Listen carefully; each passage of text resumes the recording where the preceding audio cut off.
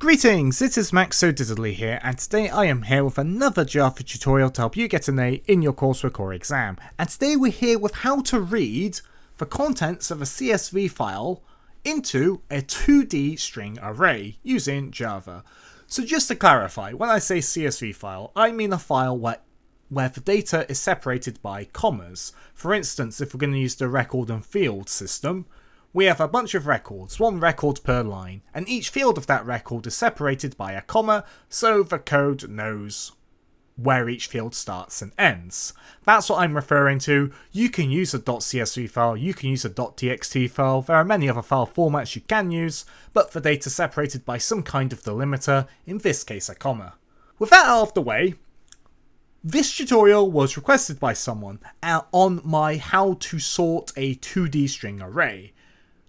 And they wanted to know how we could read data from a CSV file into this array. So that's what we're going to do. And it is a 2D string array, but you can change this to a list, or just a regular array, or a multidimensional list. But let's get right into everything. So we have got string file equals data.txt. Then we got 2D string array data equals read file into array, file and free. Then we've got a for loop that just prints out the contents of a 2D array. And now let's get into defining this function. But firstly, if you want to know where your project folder is in NetBeans, you can right click on your project, click properties, and you can see a file path here. It might be different for other IDEs. But for this tutorial, our text file is just going to be located in the Java project folder, so nothing special. Data.txt is relative to wherever the project is. You can customize this yourself, obviously. So let's get into defining this function. We have public static 2D string array, read file into array, string file path int amount of fields. So we have got a public static 2D string array function. So it's going to return a 2D string array. Then we've got read file into 2D array, that's the name. Then we got string file path and int amount of fields. String file path is the file we wish to read into the CSV file. Int amount of fields is how many fields does a record have. For instance, in our file we have an ID, a name and an age, so we would put 3. But if you had ID, name, age, postcode, you'd put 4. After that, make sure you import java.io.bufferedReader, java.io.fileReader, java.util.ArrayList, and java.util.list. We're going to be needing these to do this code. Then you're going to do list string record list equals new array list string. So what's going on here? We're basically making a string list, which is going to store every record in this file. And you might be thinking, Max, why are we doing this if we're going to convert it back to a 2D array list? The reason is, if we didn't use a list, we would have to read through the file multiple times to get the length of the file, because arrays they're not dynamic, unlike a list. So we're doing this, but also if you don't want to do a 2D string array, it's really easy to change it. But since the comment requested 2D string array, we're going to stick to it. But you can obviously change this code really easily. Then we're going to do string delimiter equals comma, and string current line, which is going to be a temporary variable to store the current line we're reading. After that, we're going to do a try catch statement, where in the catch statements we do system.out.println e and return null.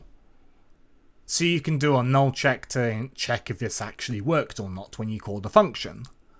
Try catch is obviously try a bunch of code. If something goes wrong, execute what's in the catch statement. Otherwise, you can just carry on with your day. And firstly, inside the try, we're going to do file reader fr equals new file reader file path, and then buffered reader br equals new buffered reader fr. So basically we're making a file reader and a buffered reader, which we're going to use to read from the file which contains the data we want to put into the 2D array. So then what we do is we can do while current line equals br.readLine is not equal to null. So what's going on here is we're going to read the next line. If it's not equal to null, we're going to add it to our string list as a record we want to then put into our 2D string array. However, if this is equal to null, we're not going to do anything, because we're just basically, this code is just going to read every line in the file. And when current line is equal to null, it's going to stop because there's nothing left in the file to read, therefore we've hit the end of it. You might have seen this in previous tutorials. Then we are going to do int record count equals record list.size. So we're going to get the size of this record list, and this is going to tell us how many records we've read from the file. And again, we used a list because we want a dynamic size. When we're going into this, we have no idea how many records we're going to read. So it's easier to do it this way, and then convert to a 2D string array. Then we're going to do string array to return, and it's going to be a 2D array, and it's going to store strings, equals new string, and then in the two sets of square brackets, we're going to do record count and amount of fields. So record count is going to be how many columns we're going to have, or how tall this 2D string array is going to be. For instance, if we had 5 records, it would be equal to 5. Then amount of fields is going to be how many rows we're going to have per record. For instance, if we have ID, name and age, we are going to have 3. And this makes a 2D string big enough to store all the data we want to store.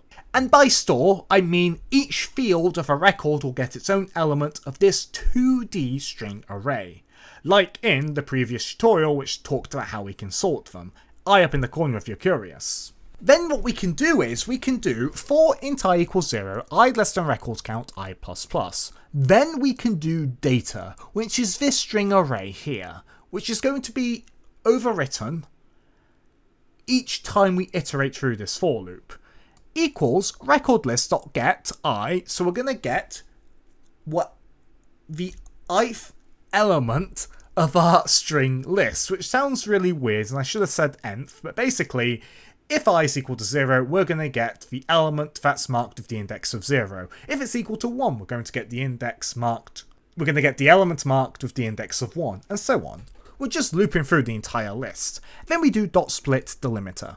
So basically, what's going on here with the .split is we're going to split up everything in this string to have its own field of this little array called data. So let's say we've got 1, 2, 3, 4, Bob, and 69, because we're funny.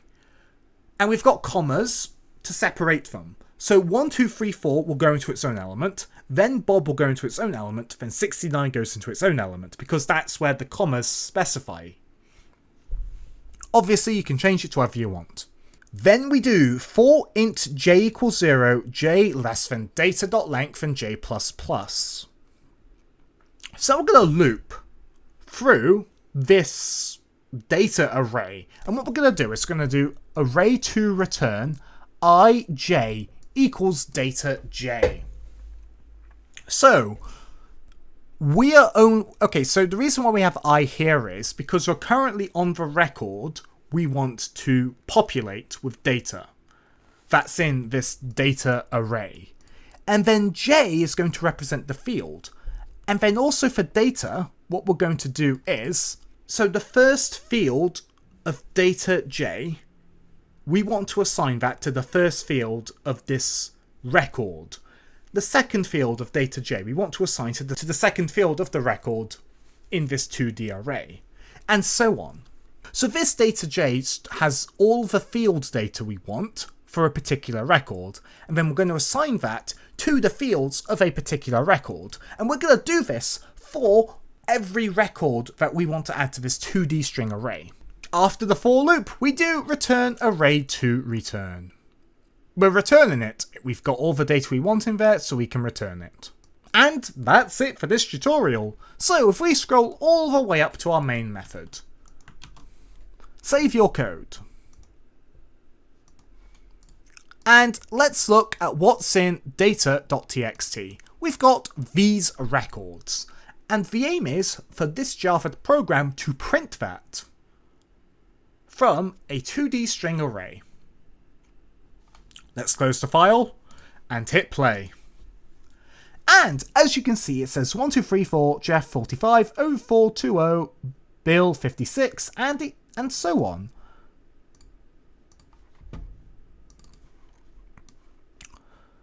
Furthermore, you can tell that these match. It's captured all of the data in this data file, which we called data.txt.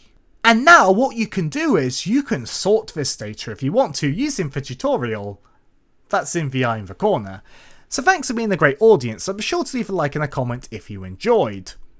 If you would like to see more Java tutorials, then you should definitely subscribe. Thanks for being a great audience, and I will see you next time.